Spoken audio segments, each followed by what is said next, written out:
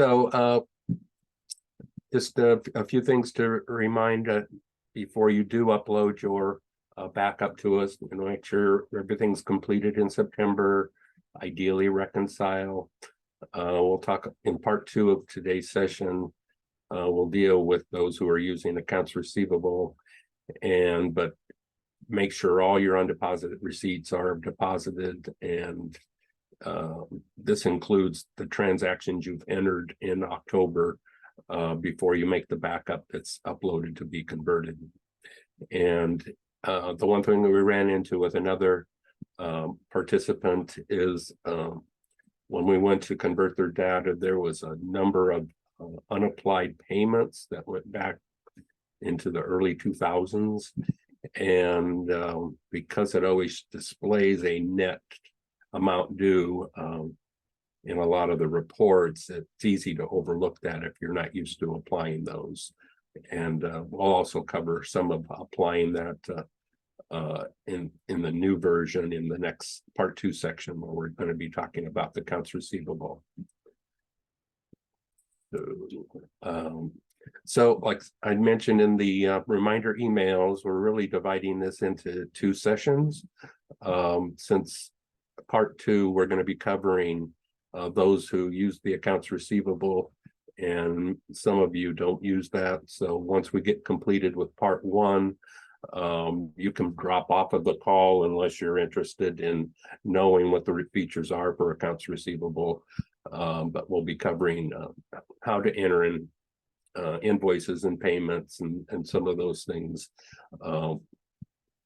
that pertain to just the accounts receivable part. So, but the first part, we're going to be reviewing the reports you need, and then we're also going to go in and do that first payroll. It's going to be done in that demo company we used at the webinar last month, and it will be going backwards. The People's Choice that you installed that has the PCC to PCA conversion, that particular demo has 3 or 4 October payrolls in there. So I'm going to be starting with the reports, comparing with before we do the October payroll, and then I'm going to go into another company where I did the 1 payroll in October, and we'll go into the demo company that's been converted and do that payroll and edit. So it'll show you how you'll do the after the fact payroll,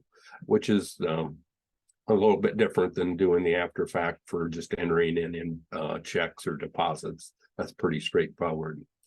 So in proceeding,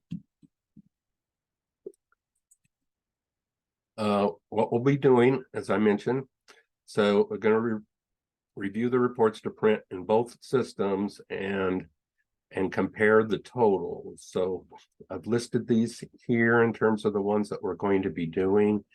So when you come back to watch a recording of this video, you can come to this screen, and I've printed out some of these reports, especially when it's going to be entering in what I created in Classic and putting and calculating and editing the first payroll in the new system. They'll streamline a little bit in terms of what needs to be done. I've done a little ahead of time, so we're not using up time on our class. And then same thing, if you're, as we talked about in the first session, some of you only use the system strictly for payroll. They don't keep track of a bank balance, they just keep track of the payroll information. And so if you fall into that category, you only need to worry about these first reports on payroll reports to compare. If you're using payroll and you're maintaining your banking, keeping a bank balance and doing bank reconciliations, we'll go into comparing the bank account activity in before the conversion and then after the conversion, make sure that they're in sync. And same way with if you're using accounting, you will have accounting added even if you didn't use it in the prior system. But if you were using it in the Classic system, then you'll want to compare your trial balance as of 9/30, and then when you get the converted data, you want to compare the trial balance. Now I'm doing some initial review of these as we're converting them before delivery. So I may have notes that will go with your particular conversion if there's something that's unique that needs to be highlighted as you're looking at the converted data. And then in the accounts receivable, which we'll be covering in part 2, well, there's reports to compare to print. And what's unique about accounts receivable with People's Choice Classic, it is cash basis. So whatever things we run into, they really don't impact the conversion of the payroll and the banking reports. They do tie in a little bit to the accounting reports if you're using accounting, because some of you do journal entries to accrue your accounts receivable at the end of the month and then reverse it the following month. But we can talk about that a little bit later. So then we will back up and do that. So I'm going to go back and I'm going to bring up this would be what you saw when we did the webinar last month, and where we ended our month in September with a balance of in our bank 1911.45, and that's what we're going to start with in our classic as far as going in and printing reports. Note that when you upload your backup, you're going to be in October and have done entries, and so this balance up here in your classic isn't going to be the September 30th balance like in our example. And that's why we're going to compare the bank account activity to make sure as of the end of September in both systems is the same, because we won't be able to use this screen. But I've used this screen just for our comparisons, that when we get started here, we're working with the same base going forward, because in this company, I'm going to go in and calculate on October payroll, and then we'll go from there. But so to get started, going back to here. So in terms of the comparison of what we've done here is, in your classic program, you're going to want to print these out. Like I said, I had printed them out before, but you'll want to do a tax liability register, and you'll want to do it from the first of the year to the end of September. You don't want to include any, when you get your data, you'll have done some data or some payroll in October, but we don't want to see that in this report. We just want to see what's been converted through September. And so you'll want to print this report. So we have these totals at the bottom. We have these totals for the year for our 941 report, the total gross pay and the various taxes. And you'll also, this is giving us the employee totals, but you'll also want to print this same report from the first of the year through the end of September. But you'll want to do the employer version so that we see what individual calculations were done on the employer's side of things. So print both of those particular reports out. And then when you have those printed, you've got the employee, the employer, and what other thing that we will want to print, and we'll back up to it, will be the 941 report and then the 941 form to make sure that everything converted okay. So going back into this company where we're starting at the same spot as we did This is before the payroll. So we're going to go into the payroll. And so we're going to be doing our first October payroll. Now, what I've done here is to save a little time, I went ahead and closed out September in our demo company. And I went ahead and did an October 1 payroll. As you can just see here. So I did, wait a minute. I didn't switch, I'm sorry. Sorry, I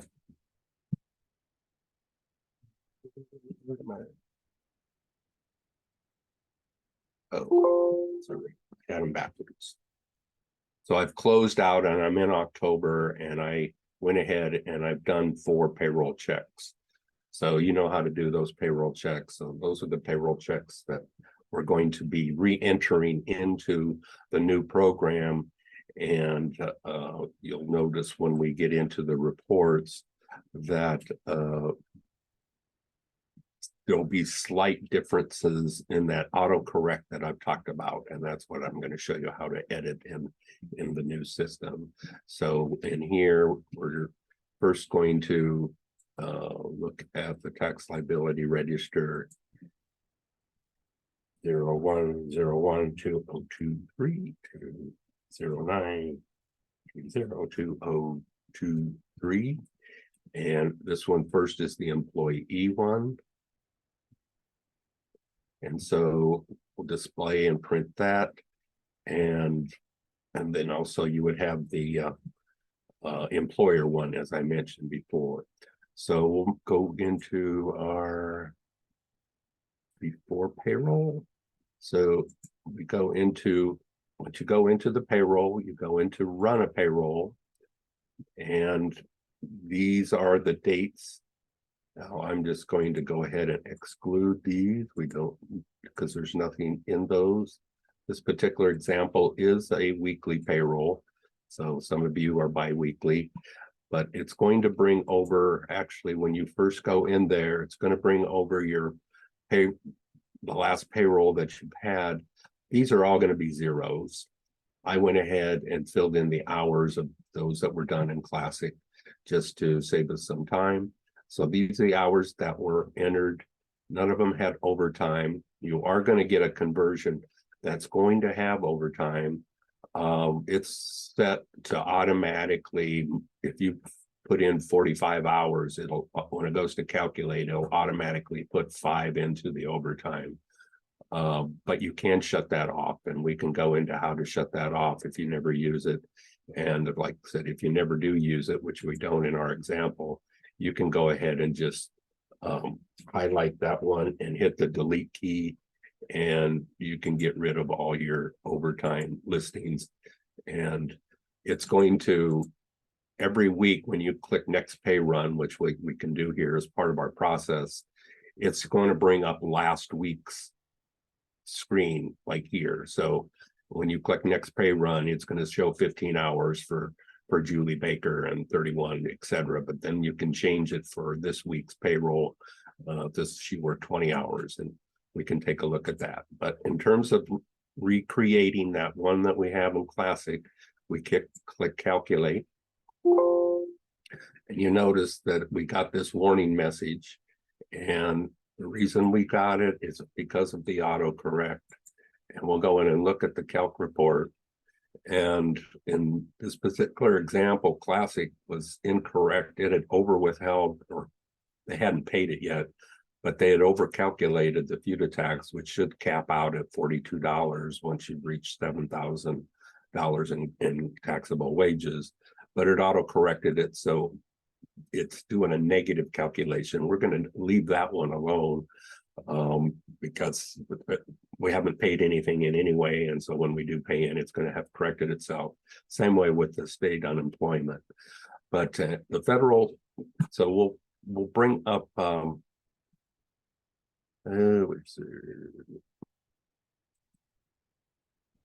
going to bring this up here, and hang on, we have admin.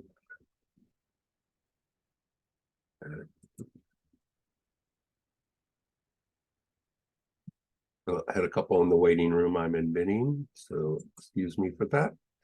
So we're going to take a look at this here, and you'll see that Janet up here.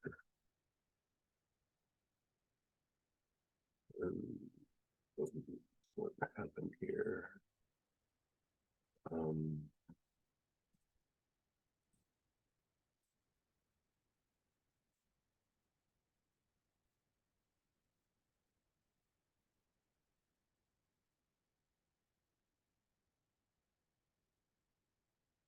That report wasn't what I expected. So I'm just going to go through. Here you can see that it calculated 2511, calculated 2511, but in the autocorrect it calculated 593 versus 587. And this is true of all of them. Is the federal calculates exactly the same in the as what we did in Classic.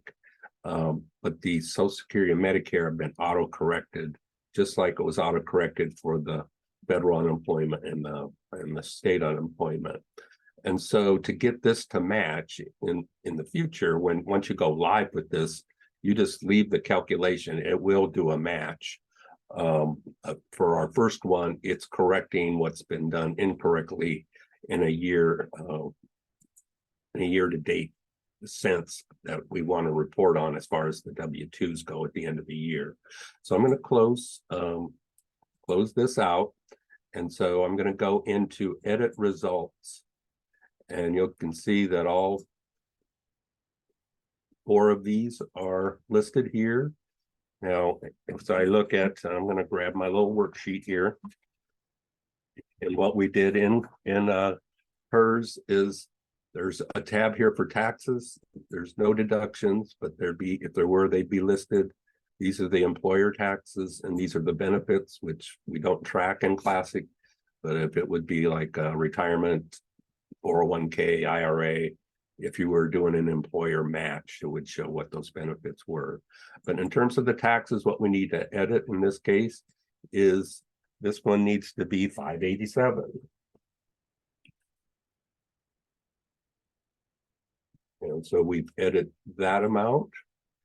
And this, it shows the net check up here. And we also see that when we look at our tax liability register, that was the net check in Classic. And for ER, we had in that particular run, let me get my other worksheet.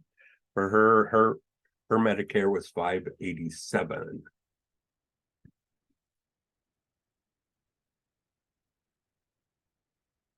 And the Social Security, 2511.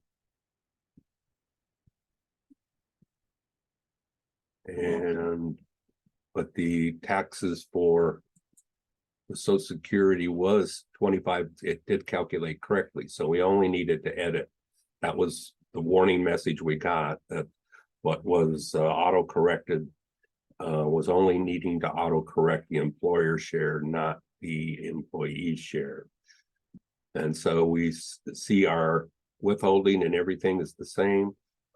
So then we can go to the next employee, and we can do the same thing for Lisa. And Lisa's Medicare is 1416. And the Social Security for her was, oops, sorry about that. Actually, it was 6054, I believe it was 6054. So again, that's how it was calculated in Classic. And in the employer share, again, it did an autocorrect for the FUTA, but for the FICA, for Lisa is 6054. And the Medicare is 1416. It seems like a large discrepancy, but we're doing a whole year's worth of correcting, not just this quarter. And the way we verified that it was auto correctly is we took the year-to-date gross wages times the FICA rate and the Medicare rate and came up with a total. And the total actually matched what what it's being displayed here. And so the reason that happens is, for instance, just on leases, the 1416, that's what it's going to calculate. Maybe most of the time it's going to calculate the same amount that was displayed in Classic, but the actual calculation might be, instead of 1416, it might be 14.164, and 14.164, 10 times. Eventually, if you add those together, they're going to average out to be $14.17.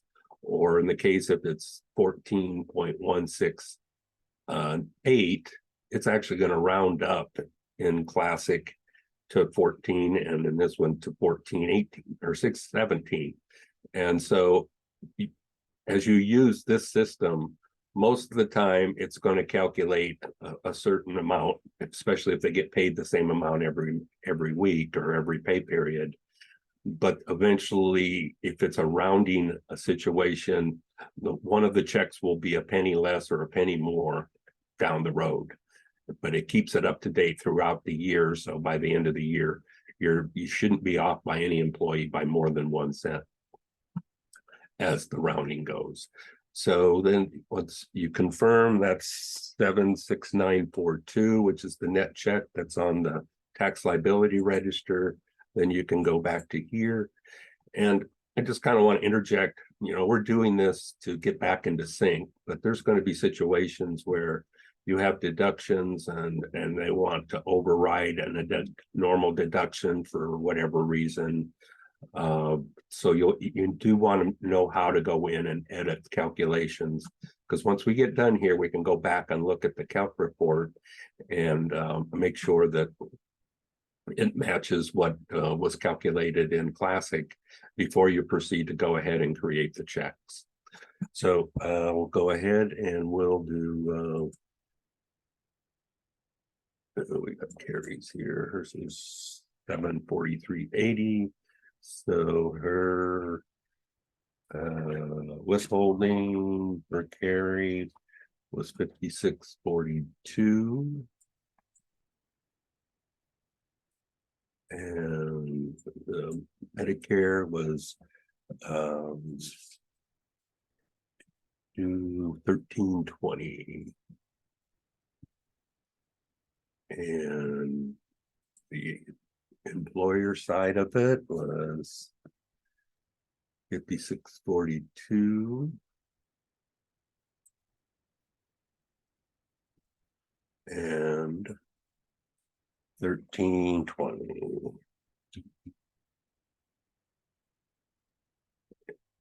And 743.80 is the correct net check. So we know we have that corrected. And in the case of this particular one, they're on salary. And I believe everything matched up, because when you calculate it on the gross year to date, it was perfect. There was no rounding involved in this one.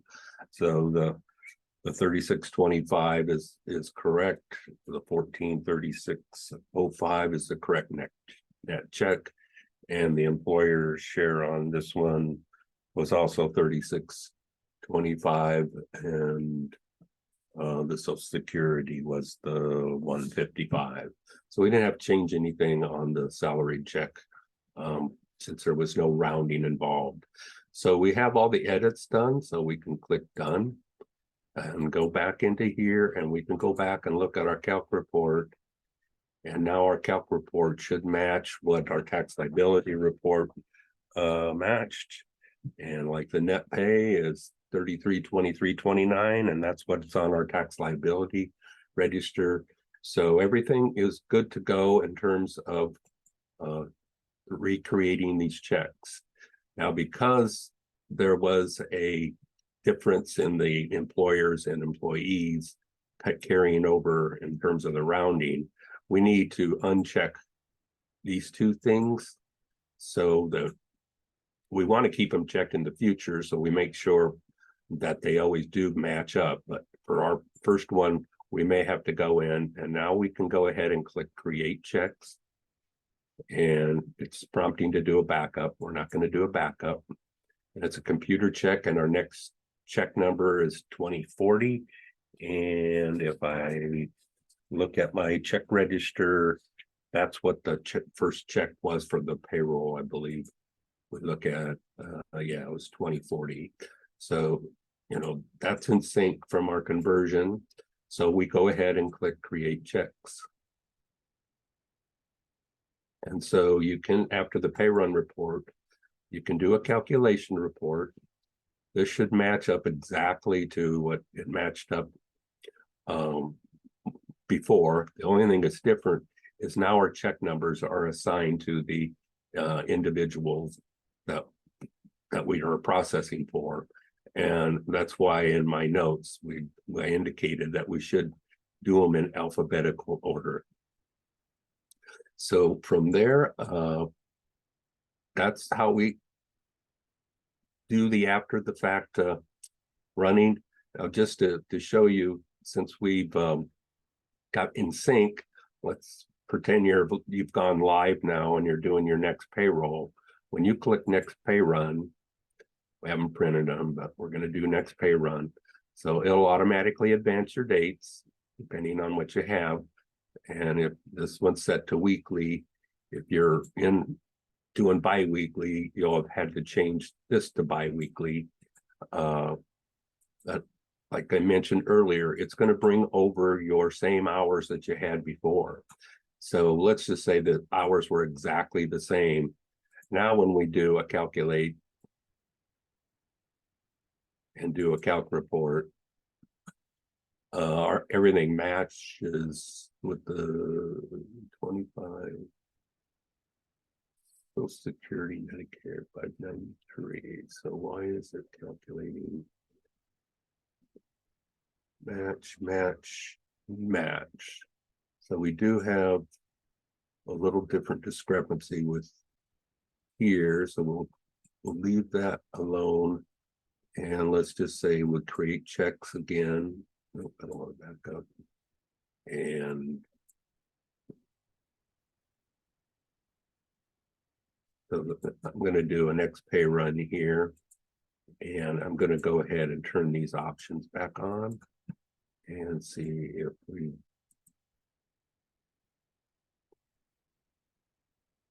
Okay, so now we've matched up where our employer, Social Security, and Medicare. So as we go forward,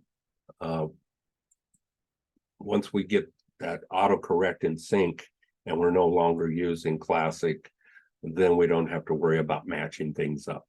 I mean, the whole purpose of what we've been doing here is just to match things up so we know we're in sync going forward.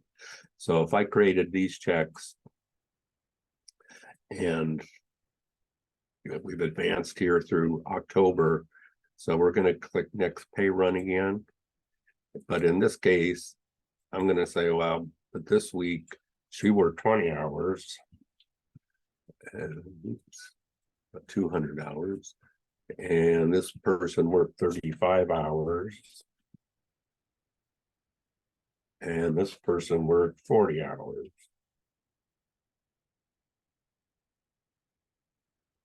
So our salary didn't change, or you do have an option that if you want to override, and for instance, you wanted to make it a $3,000 salary check for whatever reason, you can override what's set up in the employee with this amount. So I'll throw that in just so you can see how that calculates. So we go to do the calculate, go into the calc report, and you can confirm that's 20 hours, 35 hours, 40, everything looks good. It's calculated our Social Security and Medicare correctly. But let's say it's just for our sake, it's like, wait a minute, she worked 36 hours, not 35 hours. So we can close this, do a recalculate, go back up to here, and we can change this to 36.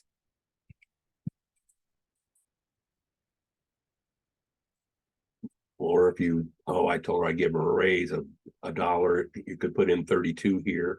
So there's a way, for this particular one that we did, we might go back after we're done with payroll and update their employer records. So their standard default wage is $3,000. This is just a one-time deal. Or if you're doing a bonus check or something, you could do that. So now we calculate, go into our calc report. And now you can see that I updated this to 36 hours. And so it's reflecting 36 hours. And so the big advantage of this approach compared to how it's done in Classic is you do all your payroll at once just by filling in the hours. But first, you actually confirm that the deductions, the gross, the net, everything is what you expect it to be before you actually create the check. And the way the Classic process works, how it works is you create each check one at a time. And if there's a mistake, hopefully you've caught it before you printed the checks, because then they're locked and you can't do anything about it. And there are ways that if it gets past this and the employee says, wait a minute, you told me that you were going to give me a raise, and you do have the options to go void a check and reissue it. So there's, we can go into that at some other point in time. So that's the basic calculation process that you'll go through, but more importantly was how to edit results and putting in the after the fact from your Classic system, but also learning how to edit your results in the future for things that come up that you need to. Somebody may say, take out extra withholding this month, or for whatever reason, you're able to go in and edit a particular check before you actually print it. Now, if you have pre-tax deductions, anytime you do edit, if you ended up editing a pre-tax deduction, it's going to force you to recalculate, because the taxable wages are going to change whenever you have a pre-tax deduction that's lowering the taxable wage from the gross wage. So that brings us back up to up there. So this is where we did this. Now I'll go ahead and jump in, and we'll do in a 941 report. So I'm going to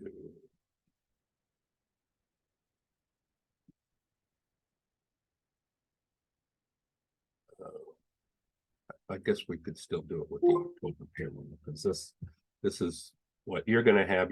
Will have entered in things in terms of comparing. So I'm going to go into this company, and we're going to go in and do a 941 preparation report, third quarter. Do it as monthly, so I hit D to display. And so this is the 941 report that you'd be generating in Classic. So we'll jump into here and go into tax forms, go into the 941.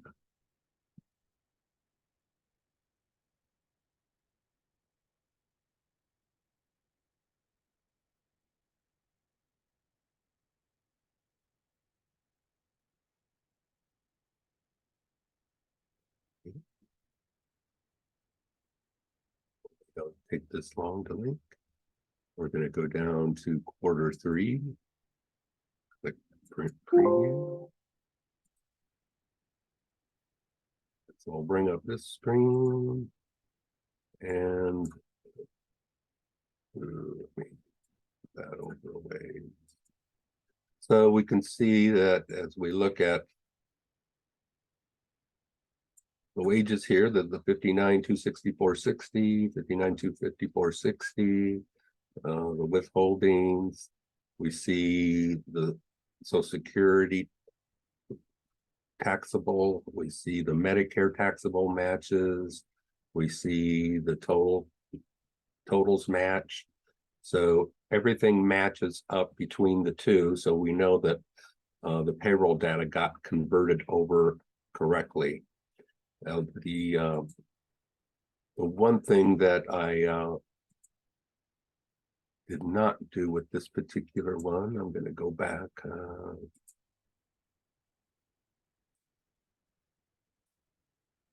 But then that's the actual 941 form that could be printed and mailed to the IRS. As opposed to in Classic, it's just a worksheet and we need to go and fill out a 941 form. So that would be the benefit of the upgrade, is you can actually do a fileable form. And so what's going on here?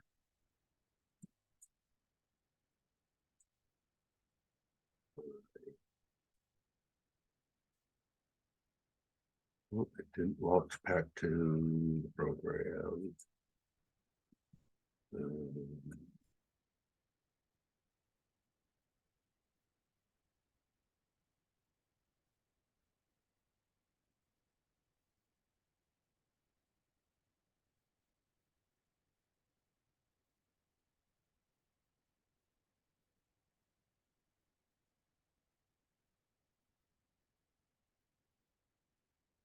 So the other report that you can use, I guess, let me just go back. I overlooked doing this, but there's the payroll summary report that you can print in PCA to compare to the tax liability report. And it contains both the employer and the employee share. And so I'm going to go back and it's found in general reports, and it's called the payroll summary report. We want to do it for this year through 9/30.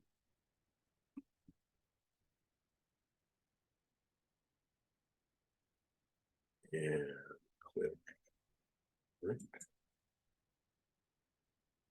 This is the report I referenced most frequently because it contains a great deal of information regarding all the taxes and all the benefits and so forth, or all the taxes, I should say. So for each employee, and this is just for this, you can do it for any month, any date, for the whole year. In our case, we're doing it year to date to match our totals. And what's nice about this is for each of the taxes, for each employee that they have, it's going to show their gross wages, it's going to show their taxable wages, and it's going to show what has been withheld. And these amounts should match what is going to be on the W-2. But say, so for their, if you had a pre-tax deduction, let's say it was the total for so far this year was $500 for an IRA, then this amount here for most IRA, it's just exempt from federal and state. We don't have state in this example, but it would be the taxable amount would be $500 less than the gross wage because of the pre-tax deduction. So it's nice to see when you do have pre-tax deductions, most of them don't apply to Medicare and Social Security, but you'll see that the gross should be the same as the taxable for Medicare and Social Security, but it may be different if you have a pre-tax deduction that's exempt for federal withholding. And then over here, you have the same thing only for the employer share of the wages. This is the employer share. Well, obviously, they ideally should match, but you'll notice, and we did an autocorrect in that first payroll, that in Classic, this is how it came over in Classic. It actually had over withheld or not withheld because it's the employer's amount, but it was calculating too much because with a $7,000 max, it should max out at $42. Well, that's the way it came across in Classic. But as you saw in the example where we were doing the after the fact re-entering in, that it calculated a negative $14. What was it? Negative $14.04. And so if we did this same report through October, it's going to show $42 here, and we'll have adjusted that. So, and then down here are your totals. So again, if you printed this for the quarter, these totals down here should match what's on the 941 form as far as the calculation totals. That would match up with the Schedule B totals if you're doing a Schedule B, since these are the calculated amounts, where on the page 1 of the 941, those are calculations based on the gross dollar amounts, gross taxable amounts that we have here. And I can see if we did the tax, let's just back up and do this one. And this is what you'll be doing because you'll be in October. But if you were going to go back, you'd go 01,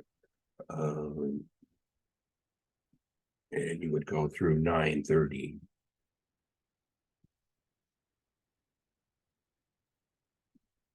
And you would go down.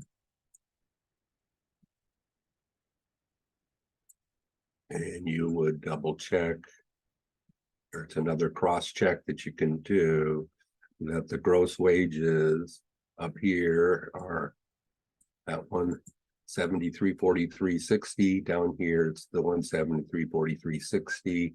You look at the taxes, the 39,423.12 and the 10,561.48 and the Medicare 2470.04. So that's another cross check between the tax liability register and classic and this payroll summary report that we can do. So this is the one that, like I said, I reference and use quite a bit, especially if you're doing quarterly taxes. You can do this by a date range, by quarter. And so all these details should give you all the information by employee for the quarter, as well as the grand total for the quarter. There's a whole variety of other reports that we can get into. There's when you get into the employer liability reports, you can do the 941 liability. And again, you can do that by any date range. So it isn't just by quarter where you go to do the 941 form. It's only going to do it by quarter, but here you can actually look at your 941 tax liabilities by a date range if you wish. Other taxes that you might have, and then in terms of doing the quarterly report, we would go in, and we don't have, we guess we do have it here. We're in quarter 1 here in our example, but we're going to come down here and change it to quarter 3 and click finish and click print. And it's in New Hampshire. And so this is our SUTA report for the 3rd quarter. And so most of them have met the limit in terms of, except for Julie Baker, she's still paying in, because I think in New Hampshire it was like, it was, I can't remember actually what it was. If you need to know, it's in the employer taxes when we go into looking at the I don't know why Pennsylvania's in there, but so this is the rate for this particular one. 14,000 is the max and the 0.1% is the rate. So there's one employee that hasn't met that limit yet. So going back to our agenda. So we've covered that tax liability register and backtrack a little bit for that payroll summary report. And like I said, there's 2 reports to get both the employee employer, where both of them show up on this particular report, and then the 941 that I showed you. So if you're just doing payroll, that's all you need to compare once you get your converted data. If you're also keeping track of your bank balance, that's when you would want to go into your classic, where to go?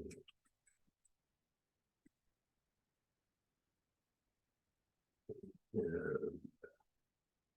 we're going to go into general reports. We're going to do a bank account activity. We're going to do it as of, we're just going to do September. We only want to see the ending balance just for verification purposes. So as we look at here, you recall that 1911.45 was our bank balance at the end of September. So in our classic converted program, when we go into there, we'll have to jump back into accounting.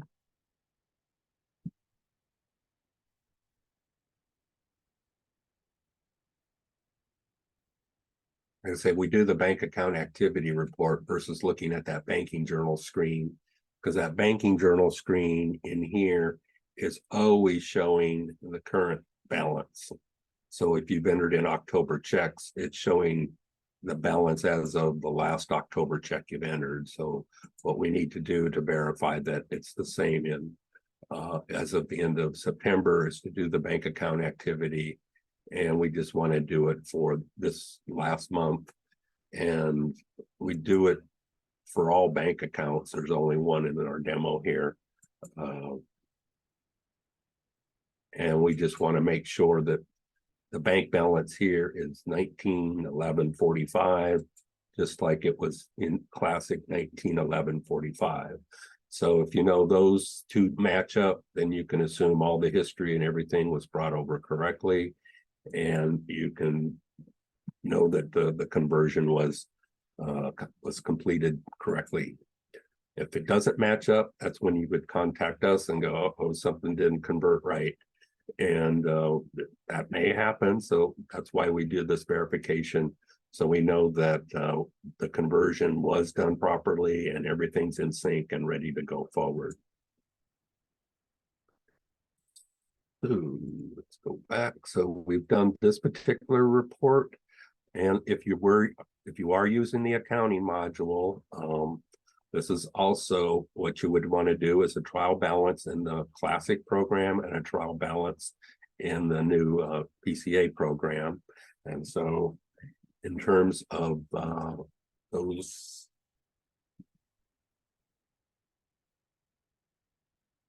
go into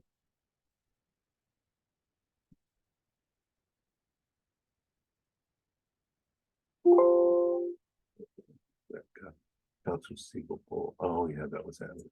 So we're going to go into here.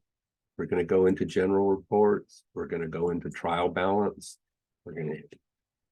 You would hit E to edit and change it to period 9. For you, it would, I'll say probably default to period 10, because you're going to be in period 10, but you want to do it as a period 9 and hit display.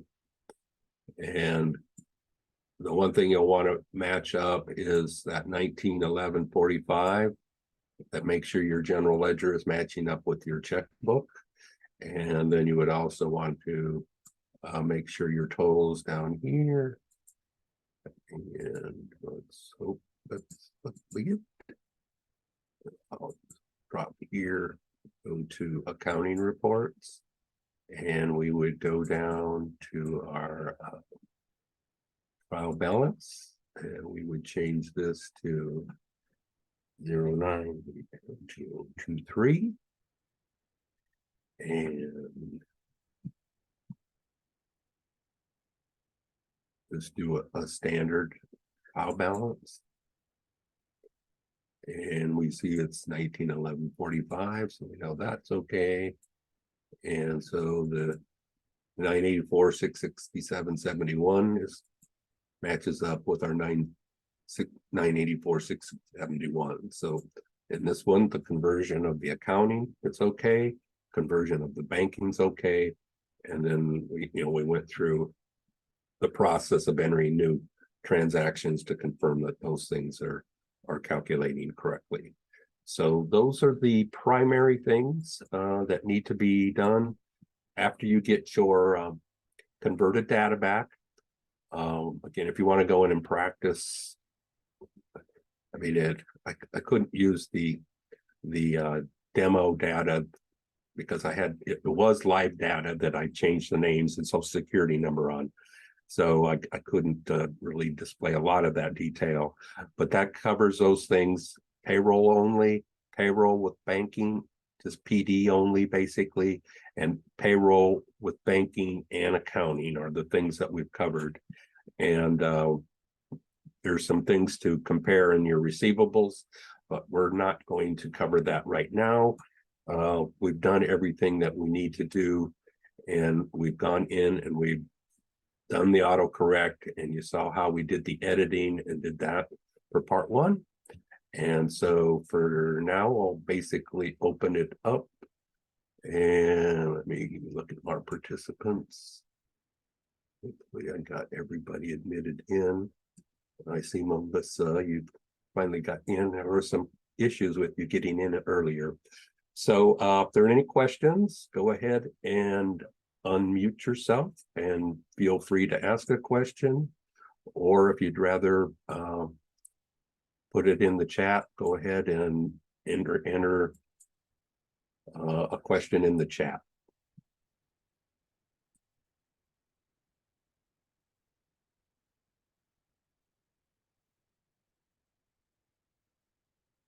Is there a way to add a bonus on top of an hourly wage?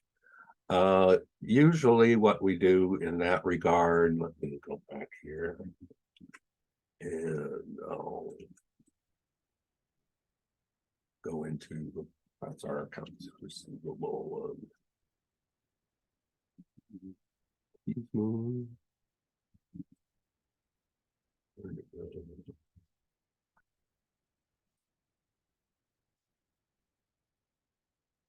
I'll go ahead and I'll jump into payroll. Usually we set up a separate pay type for a bonus or commissions, or there's a whole variety of things. I'll jump into the pay type just briefly. I'll add a pay. I can go ahead and we can do one where we get a bonus. So what we'll be doing in the future, if you're going to have that, there's these employee templates, and we're going to have a special session where you update these templates to match up with the deductions you have and so forth. So when you get a new employee, it's quick to add. And like I said, we'll do that in a future one.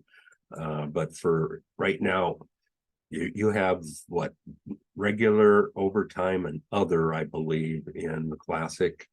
And then you can break the other into advanced. There's really unlimited pay types that you can have in PCA.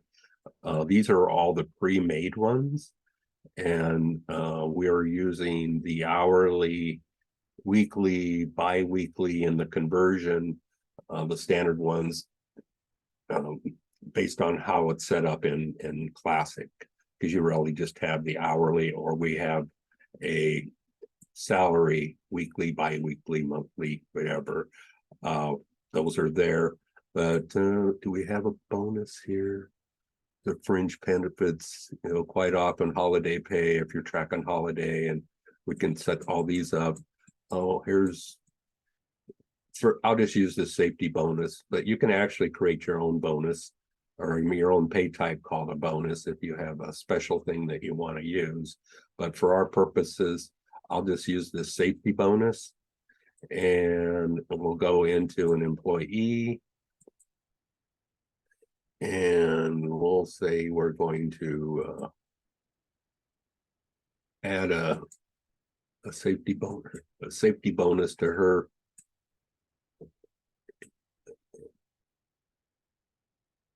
Vacation pay, there's the safety bonus, and we click OK, and it's all taxable, so we click OK.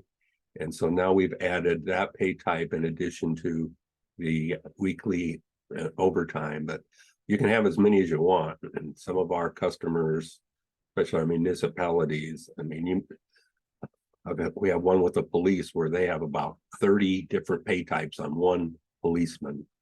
Now, the one thing that you would want to make sure that you add on this safety bonus, again, you may want to leave this 0 and just use that wage override, but you still are going to want to assign a salary account to whatever it is you use for salaries as a salary account. So now we've added that to her. I did make it active, right? So we want to make sure it's active.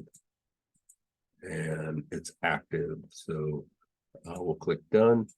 So we'll go back, and you want to do a safety bonus in this next pay run we're doing.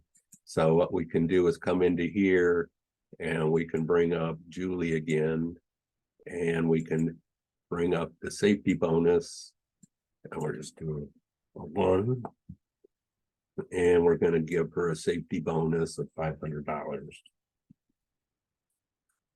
And so now when we do that and we recalculate, because we never did the last one, now when we calculate it,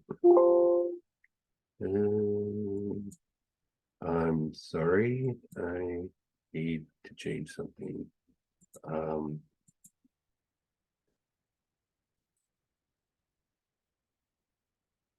Safety bonus is set up on a quarterly, and we are operating weekly.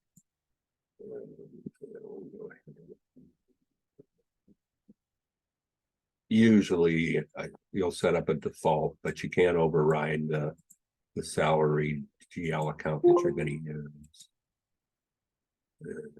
There's unit weekly taxable pay, and so that should pay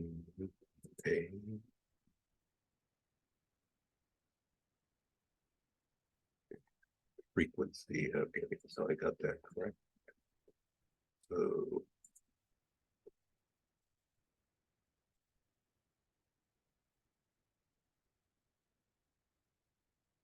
and so you'll see on the calc report the hours that she worked and the gross pay, and then the safety bonus is $500. So if you're going to be tracking vacation, a lot of people, I mean, there's different things. There's holiday pay, there's vacation pay, and there's sick pay. And those are all defaults, but you can do a personal pay. Some use personal pay versus a sick pay. And, you know, if you want to set up a bereavement one, I mean, you can have as many pay types as you want. And those are kind of, they would show up in here, and then you can offset it in hours available in vacation pay, which we can cover in another section.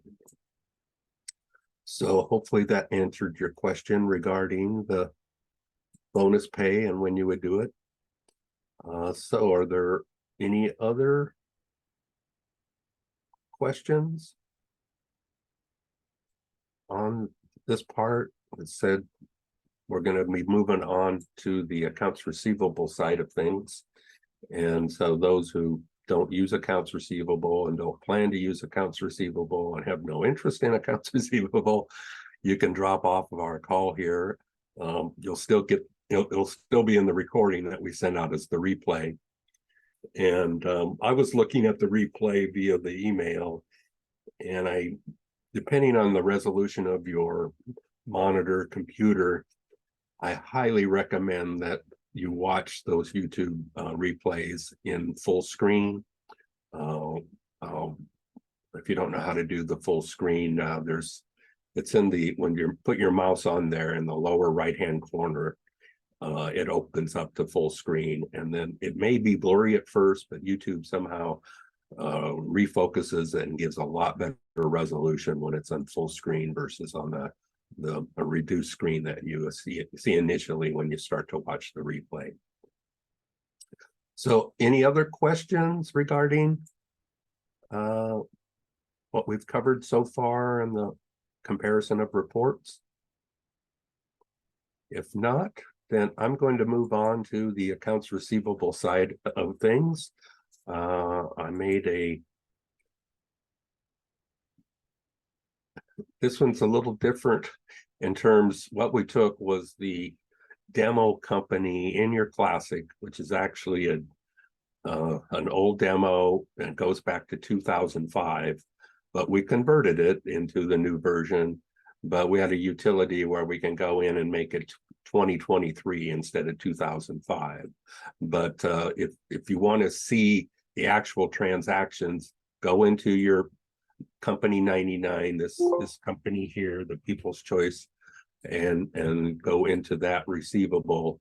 And those are the detailed transactions that we're going to to see in here. So like in your day-to-day operations, and you're used to going into change, when you hit F5, oops, you'll see all the transactions that you have, just like you're used to. Again, you see this in the invoice pick list. So this is the demo that we created, and I'm going to spend most of the time just how it looks being converted, how you enter in transactions, and I'll do a variety of things. It's going to be kind of a quick overview of everything that relates to the accounts receivable system. But we can get into more detail in future sessions.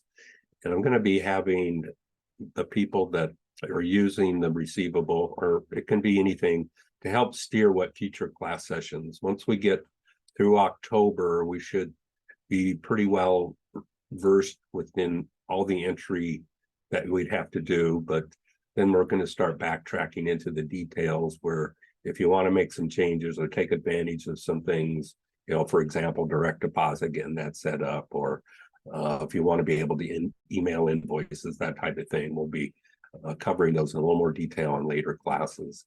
But you can, you know, if it's a high priority for you, submit one of those PCC to PCA support forms, say, hey, I'd really like to see something real soon regarding blah, blah, blah. And we have a lot of demand for that, and we'll move that up the list of things to cover and when to cover. So in terms of this data that was converted, let me minimize this. We're basically going to be focused totally in the sales. The only thing that would pertain in the purchases would be your inventory pick list that you might have in Classic. If you go into purchases, all the items that you have in Classic will be in this drop-down list as far as your inventory goes. We call it inventory. I call it a pick list because most people aren't actually tracking perpetual inventory. They're just using this to fill in without having to retype that every time they're going to do an invoicing. So you can go in there. This is what's going to get brought over, whatever you have in your Classic, into here, but you can add more. You do have the option to do a perpetual inventory, and this whole section in here deals with accounts payable, which is not in People's Choice Classic. You do have what's called unpaid bills in People's Choice Classic. That's the closest thing to accounts payable, but this will actually track all the bills that come in, and you can actually create purchase orders to convert to bills to pay with checks. So we'll just see if anybody in our group is interested in exploring this, because this would be a new feature that you would implement, and it may be something that you would talk to your accountant about.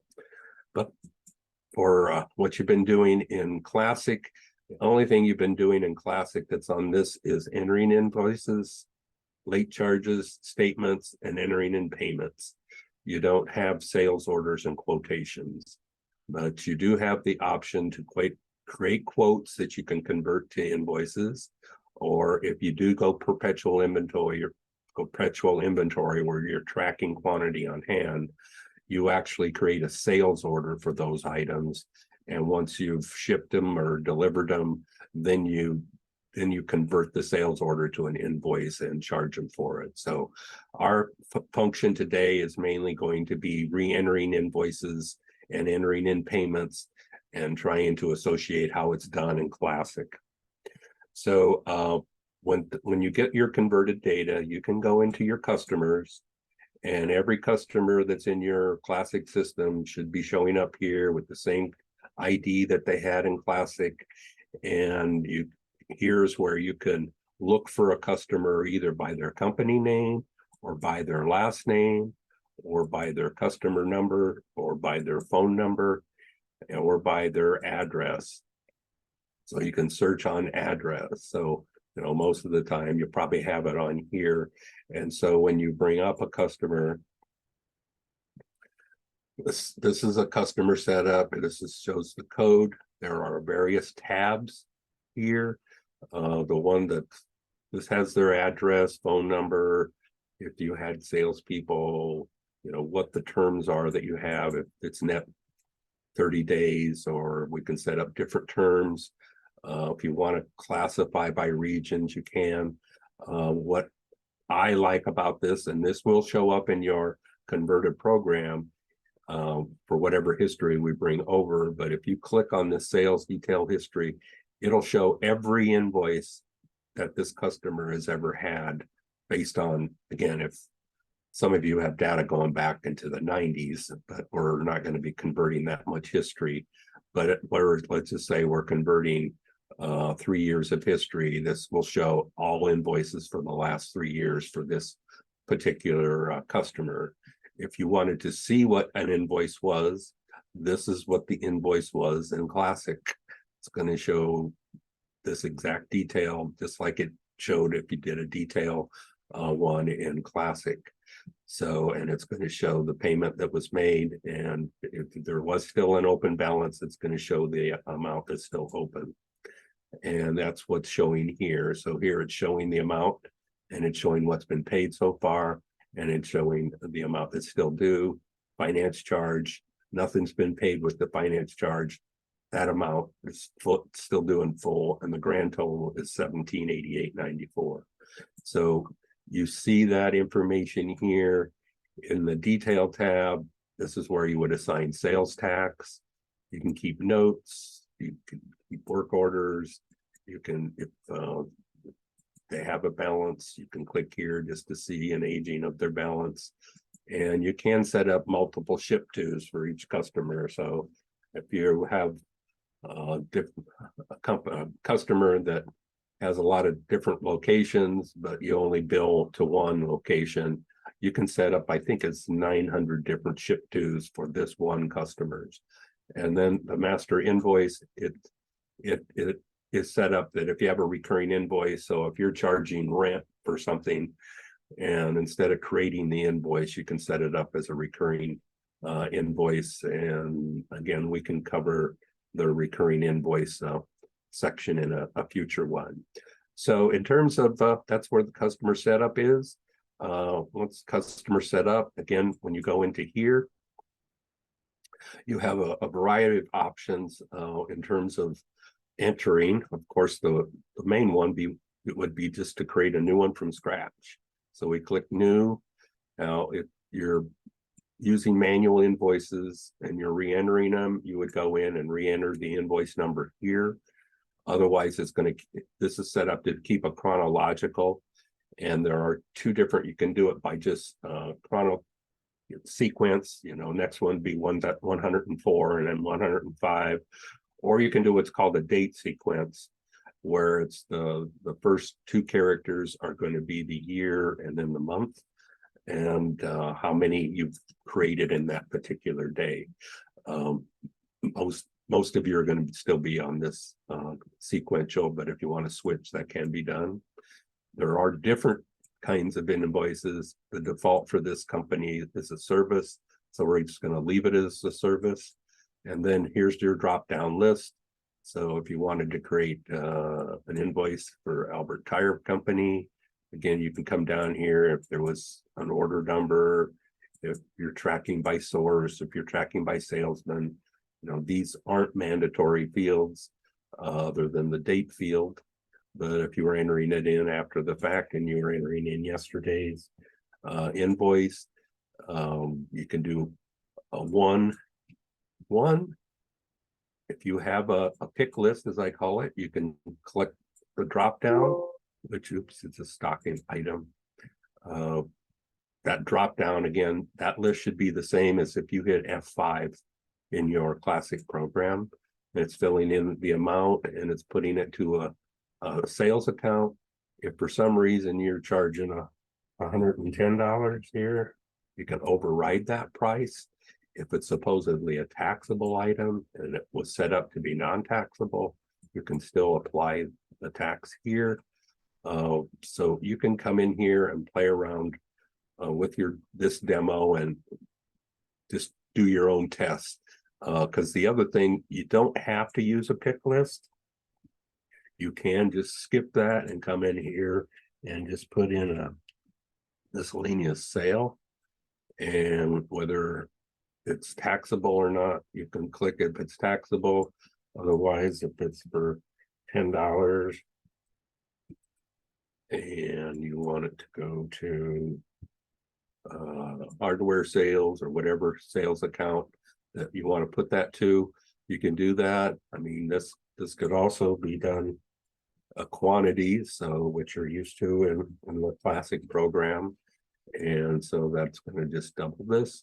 There is the option to do a discount if you wanted to do a 10% discount. You can do that, and it would automatically it would discount it here. And then if it was taxable, let's see if this person's set up for tax. We don't have them set up for tax. If you also from here, if you want to pull up the customer card, if you go up to the name and double click, it'll bring up that customer history screen that I showed you a little bit earlier. That if you wanted to change the address or change the name or do something like that, if it is something you're shipping, you can click this drop down, and you'd only have one ship to here, so you could select it this way, and that would involve if there's sales tax involved based on the ship to, is what that screen's for. Or you can click this one and it's going to move this over to here. If it's the same as the ship to, which it is in this case. But if you had different ship tos, as I mentioned, those would be in the drop down. So this is what we'll just say our total invoice is. And so if they paid at this point in time, you just can go down and click on pay, and you can put in the check number and amount received. We'll just assume they paid it in full, but you could put in a partial payment. And if you're given a discount, if you're going to use this as a quasi point of sale system, you may want to click, you're going to print a receipt. A lot of people don't. Otherwise, we click apply payment. And so it's showing that this is paid. The amount due is now 0. And anytime you bring up this invoice, you can see this as well as see the payment that went on this invoice. But let's just for reasons, we'll use this. We'll find another way of streamlining. If you find you are doing the exact same invoice a lot with different customers, instead of retyping the invoice each time, you could just go to and say, well, I know what this guy, I do this invoice all the time. And so I'm just going to pull up this one. I'm going to click duplicate, and we have a stock item. What are we going to assign the invoice for? That number, but this one is actually going to be for Albert Tire Company. And so we duplicated the invoice because it was exactly like another one we had, saved all the time of entering in these different amounts. Or it could be that maybe everything was the same except this. And so you want to change that to a different quantity. And it's going to update the amount according. Oops, I didn't get that cheap. These are set up as stock items. That's part of what we shouldn't have done with the conversion. And so we need to change that item. Let's see. You can also bring up the item. What needs to be done, because we're not tracking, is changing it to a service item. Then we won't get that message when we pull that up. It's only if it was a perpetual item. It's telling us that you should really be running this through a sales order because it's a stock item or you're tracking quantity on hand. So we'll go back here and change this back to a 4. And you see that it changed to $800. And so once we jump off of that line, it updates our grand total. But instead of paying it here, we're going, let's just pretend this was done on the 9th. And we mailed out this invoice Again, we can print this here, and in terms of printing, most people just use a plain paper one. So you can print a plain paper, and this invoice can be just mailed out, or it also can be emailed out. And this is what it would look like when they would show it. When we click print payments. Oh yeah, we didn't pay this one. If we were to do the previous one, and where's the one we did? One. So this one here, if we went to print that one, and we say we want to show the payments, then if you wanted to give a paid invoice or a paid, this will show the amount that was paid and what check number was used for the grand total. But for this other one that didn't pay on time, the other way to enter in payments, you can enter it on the invoice, or you can go into enter payments. And again, you would pick a customer, and here's the one that we just created, and this is the amount due. And so we could come up here, and they mailed in a check. Let's just say let's say they didn't do a full payment. They just mailed a check for $100. So I'm just going to put in a check number, and we only did $100. Okay, so on the $100, we have a number of options. We can click auto allocate. It doesn't make much sense in this one because there's only one invoice available. So it's always going to apply it to that invoice. Or if there's multiple invoices, and we'll try one of those, you can just say, oh no, apply it to this invoice. And then we could put in $50 for that one and put another $50 to another invoice. If while you're on this screen and go, what could we sell them for $2,900? You can click invoice, and it'll take you down to that invoice that we just created for the $2,900, and you can see all the detail of it. And you go, okay, that makes sense. I remember that now. I'm just going to do an auto allocate again and click apply payment. And so payment has been applied. You can then bring up, let's bring up another one. Yeah, this person has two open invoices. One's a finance charge, but again, let's do it as a partial payment, and we'll make it a partial payment of $1,500. Okay, now what we might want to do here is, instead of auto allocate, it's going to put the whole $1,500 towards the $3,260 amount, or the $1,762 that's balance due. But it's like, no, we don't want to do that. We want to pay off the finance charge first and then pay off this. So what we can do is clear allocations, and we can come up here and say we want to pay off the finance charge, and then the balance will go to this. So only $1,473 will go to this past due amount, and we've collected our finance charge that way. So that's one example of how you can split up a payment, and it not necessarily applying it to the oldest, because when you auto allocate, it's always going to start with the oldest invoice and work its way down in the way of applying a payment. But then you would click apply payment. Now, one other thing that could come up, let's bring up another customer, and somebody with no history. They come in and they buy something, and let's say it's going to be $2,000, and you require a 50% deposit before you're going to place this $2,000 order. So you require a deposit, and we're going to make it $1,000 deposit. Well, there's nothing to auto allocate to. So what we do is we click on unapplied payment. And when we click on an unapplied payment, and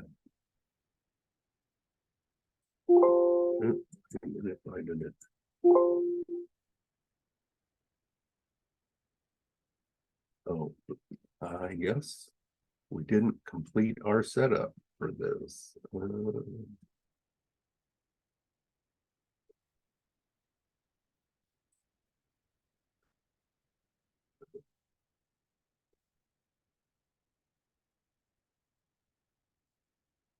go to undeposited receipts. Okay.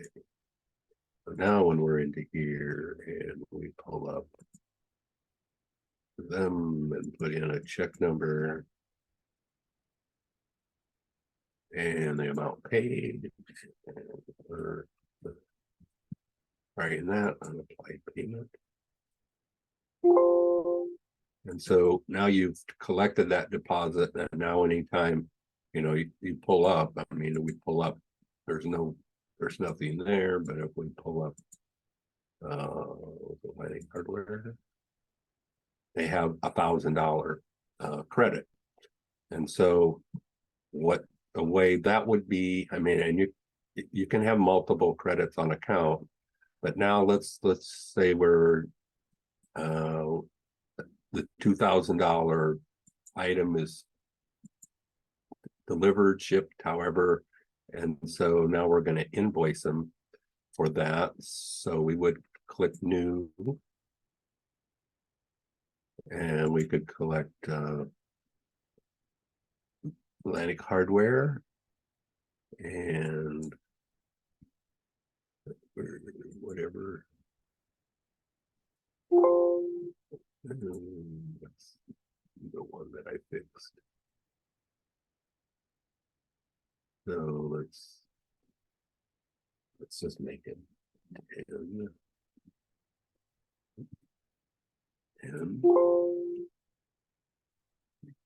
Make this what? What did I do?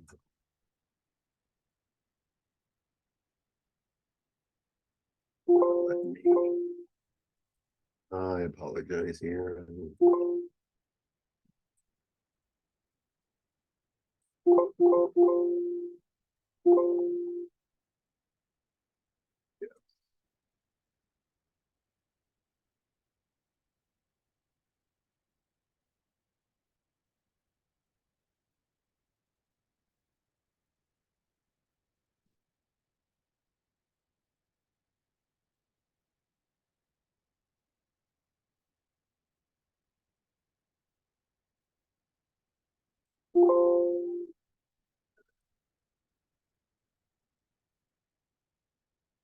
We'll just make this $2,000 for the sake of our argument.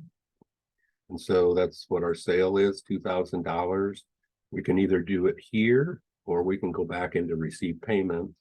But if we go to here, you can see they have the $1,000, and you can just say apply. Oops. We're going to put the whole $2,000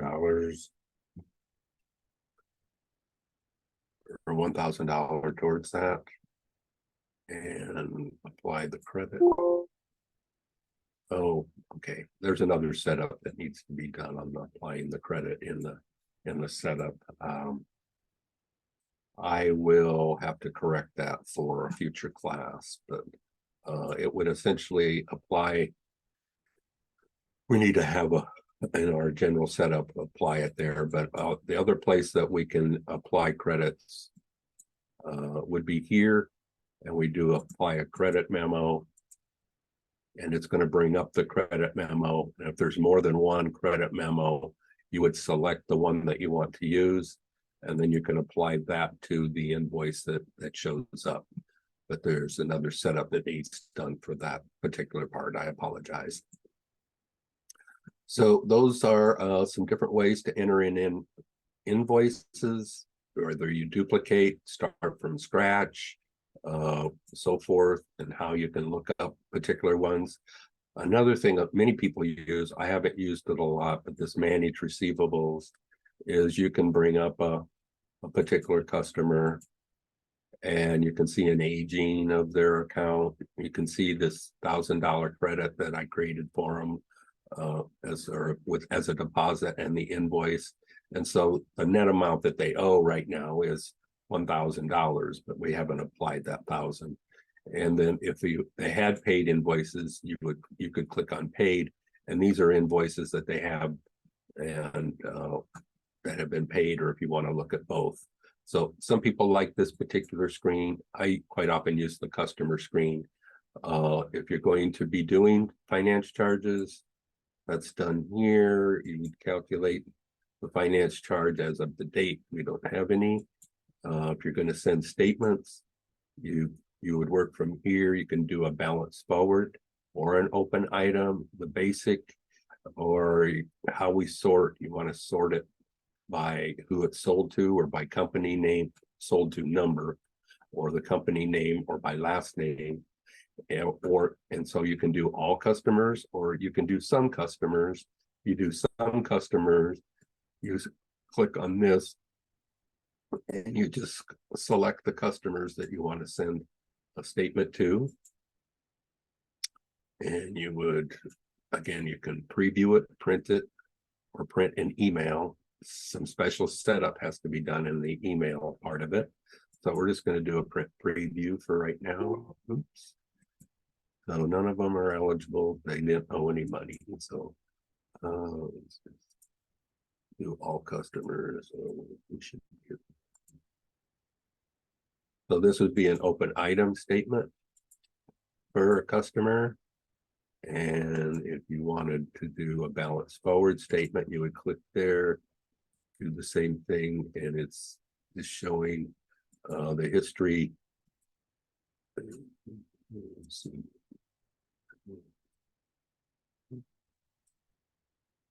It's going to bring up a beginning balance as a beginning date that you picked on the setup, and then it'll show each charge and each payment and the balance due, and it'll show an aging down below. And if this was the balance forward, so you see the running balance. But again, if we went back and we did the open item, you still get the same balance due, and the aging is going to be the same, but it's just going to show which invoice is still open. So where the other one shows all invoices as of a date range, you notice when I clicked here, you put in a date range, and so it's going to put in a beginning balance as of whatever date you enter here through whatever date you have over here. You can customize your dunning messages. If it's over 30 days, please pay your past due bill, pay your bill, or I'm going to come after you, pay your bill, or going to court, pay your bill, I have come after you. Or you can, they're always a writing off. In the preferences, if you want to show what you put in the invoice comments on your statements, you can click on that one. If you do want to print customers with zero balances, just so some people want to do, just show the history of what's taken place, whether they owe money or not. We have those particular flexibilities.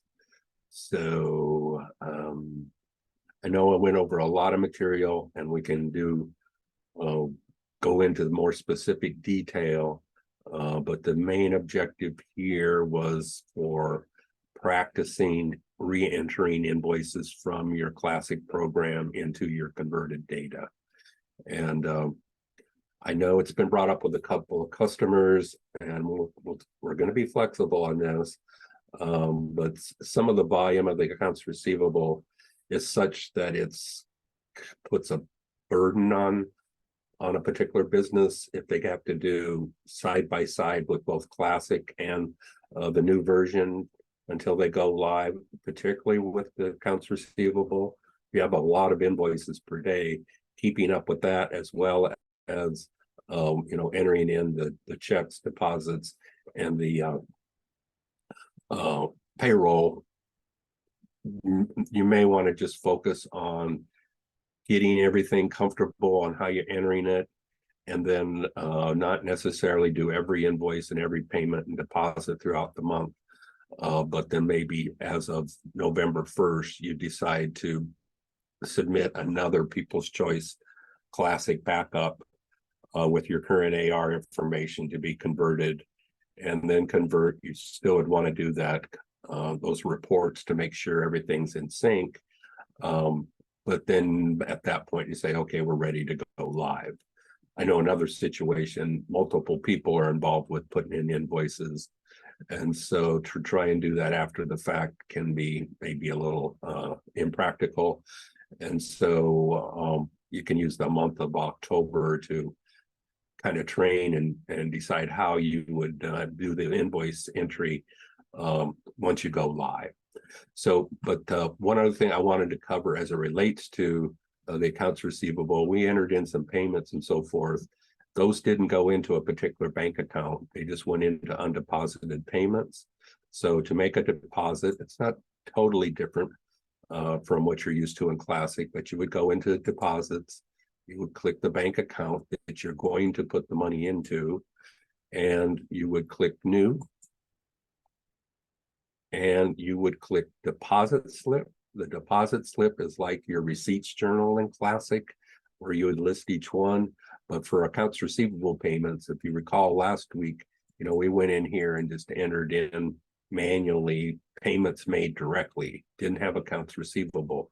But when accounts receivables applied, you can come in here and you can click on undeposited payments, and you see all those payments that we made today. So let's pretend we're going to take all those to the bank. So we're going to have a deposit of $27.28. So we can say add to the deposit slip. So that's the detail on each one of them. I mean, they all go into undeposited receipts. When you entered it in receivables, it credited the invoice. That is, when you made the invoice and then made a payment, what it's going to do is it's going to mark that payment paid. It's going to credit those accounts on that invoice, but it's going to debit undeposited receipts. And then when you come in here, we're going to be crediting undeposited receipts and debiting the cash account, the bank account that you're putting these undeposited receipts into. So, and it doesn't have to be just a deposit that's just received on accounts. If you had some cash sale that came in, and you could put in the name and say cash, and it was for $50 or whatever, then you would come down here and what was it for? You would put in the income account, and so that also is going to the bank, that cash as well.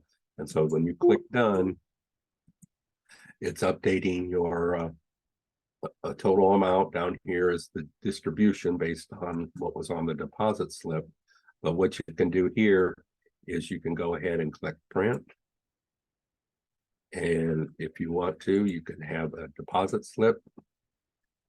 And this is a deposit slip that's itemized. So if you want to have this attached to the print it out and attach it to the receipt you get from the bank, it's just something that could be used.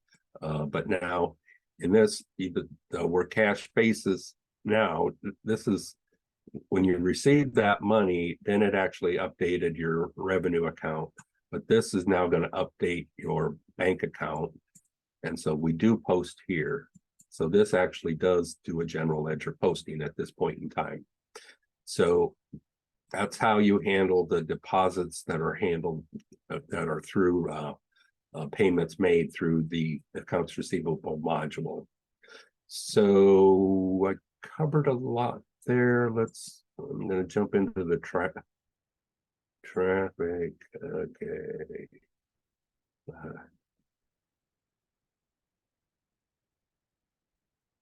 If an invoice has been printed, can it still be edited? The answer is yes, with qualifications. On a cash basis, like you're on, as long as there's no payment against an invoice, you can go back and edit it at any time to change the amount and reprint it. If you've applied a payment to that invoice, then what you'd have to do is void the payment before you could edit the invoice. So there's some flexibility. Our pick list categorizes our sales. We don't use a quantity, just always a one, and then do a detailed description. and figure the grand total items in said category. For each category, new line item. How do I adjust for this type of system? I think I'm going to show you what I think you would do. If everything is that way, I would probably come into here and go to sales and invoicing and make your profession. You don't even need a quantity of one, actually. You select the professional format versus the service that we had, and that can be done on one. If a lot of the times you when you go to click new, you'll see it defaulted to professional. But if for some reason that's what you said it's a default, but you have a future invoice that isn't, you want a quantity in there, you can always switch it to service. Or, but in our case, I'll do professional. I'll just select, and you can see down here, there's no quantity or anything. You can still select, your items down here and labor at $20 an hour, and you can say you set a quantity of one, but in our case, if I wanted to say 10 hours, then you can go over here and just take and make this $200. Oops.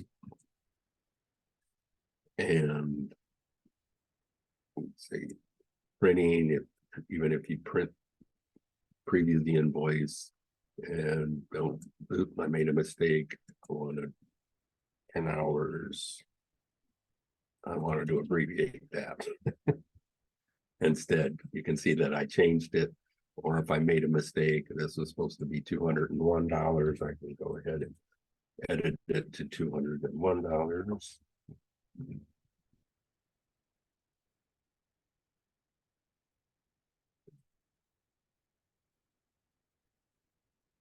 And so that shows that, even though I print, I still could change that, but this is the professional format. So hopefully that's the, hopefully that answered your question, Tim. It's a way to enter what our cost was as well as our retail cost. The answer to that, Katie, is yes. But you would need to reflect that in your setup. You would need to go into an item, and I'll just pull up. So even if you're not, like this one was still set up as stock. So even if it was, well, if it was stock, when you enter in the purchase, the quantity received is going to show what your cost was. But if you aren't stock and it's just a service item, but maybe you subcontracted out, so you do have a cost, you have this was a cost set up as a classic, but here's what your cost can be versus what your retail price. And then there's some reports that can be generated in the sales reports, some sales analysis reports that will show, your cost and so forth. There's a whole variety of reports that you can run on, and you can play around with those all you want. And if there's a particular report or you're looking for something, just bring it up in the next one. But as far as tracking the cost, that's done on the card and it's selected. It's built into the reports, even though it's not showing on the invoice. Okay, so any other questions? I tried to cover as much as I could, and when it gets into the sales and accounts receivable, I mean, it can get quite complicated when you're in the general ledger. I mean, if you have freight charges or have other charges, or you have discounts, you need to go in and put in the GL account that you want those recorded to whenever you do payments. We don't have those. If you're doing inventory, you'd want to have a default sales account and a default cost of goods. And these are kind of things that maybe you'll want to be talking to your accountant about, especially if you're doing perpetual inventory and you're going to be tracking costs of goods sold on your income statement if you're generating an income statement. While I'm here, there's also most of you right now are accounts receivable. Also, I'll show the basic, because you're all going to have the Premier system because of your need for accounts receivable. In the inventory part, this is doing a perpetual. So, if we shut off perpetual inventory, then I wouldn't be getting that message about the stock items when I was doing that. And here's where, if you want to categorize your inventory, you can, or your service codes. If you do, then you can come in and customize different categories of inventory that you might have, versus like clothing versus hardware versus whatever you might be selling. Here's where you would assign date sequence versus sequential. I mentioned a little bit about that in the invoicing thing, because you have the same option in your invoices. It was set to sequential, which just means if you start with 100, then the next one will be 101 or 102, and as far as the next invoice date goes. But if you do say date sequential, I'll just show that here. We have, I guess that doesn't matter here. When you do a date sequential, if you go into sales, go into invoices and click new,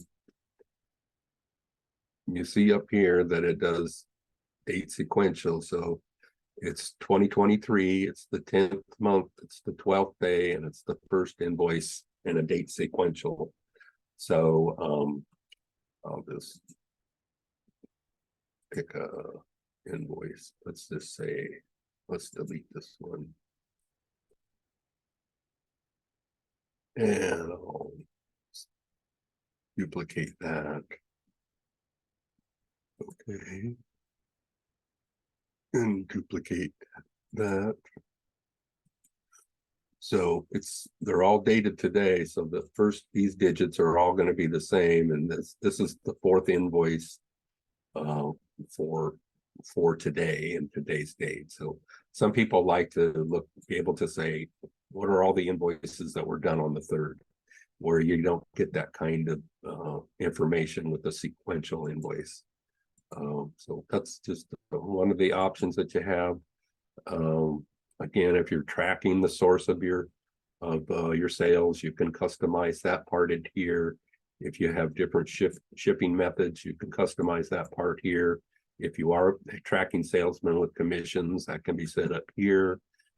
We mentioned about the different terms that you could put on a customer.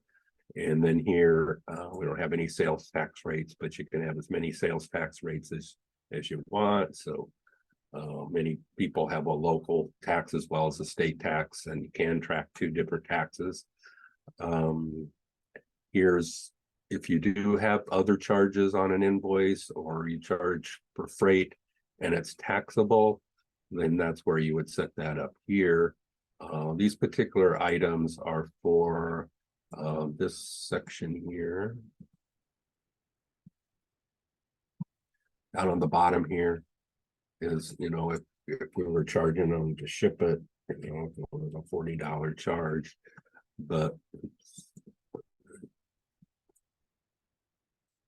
we don't have sales tax set up on the. Oh, I can't edit this because I put a payment against it. I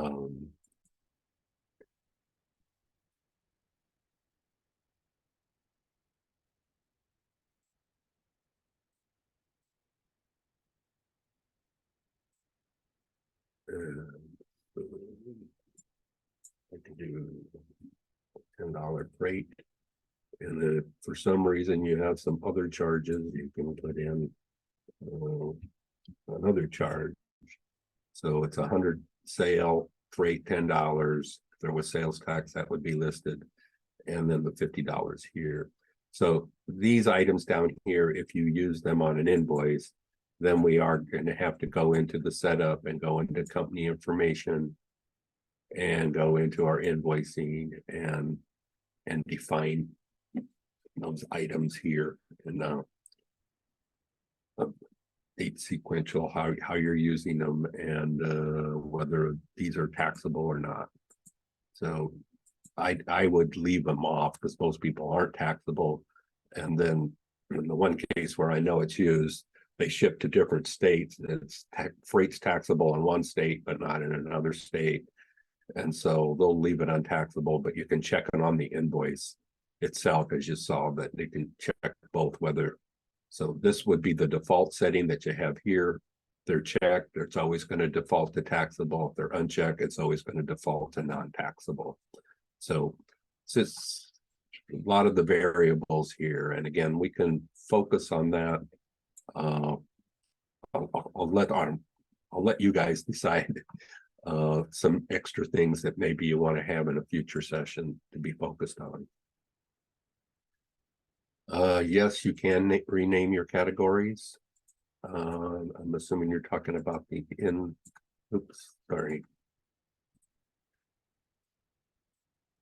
when you're in here, anything, these are bank adjustments. So if you wanted to have you wanted to change this to bank charge, you can change it to bank charge versus service charge. Or if you want to go in here and change these categories, or source of order, or these, you can add as many sales tax. I think the particular question you were talking about was inventory categories. If you said yes, if you had a list here when you convert from your classic, then you can just come in here and edit the list here, just like I did. Oops. Just like I did edited these things here. All these things can be manually edited. And if you wanted to change, if you have more than one bank account and you wanted to change the default, you could change your default bank account here as well. So quite a few questions there. If there are no other questions, I'm going to go ahead and stop the recording. I know we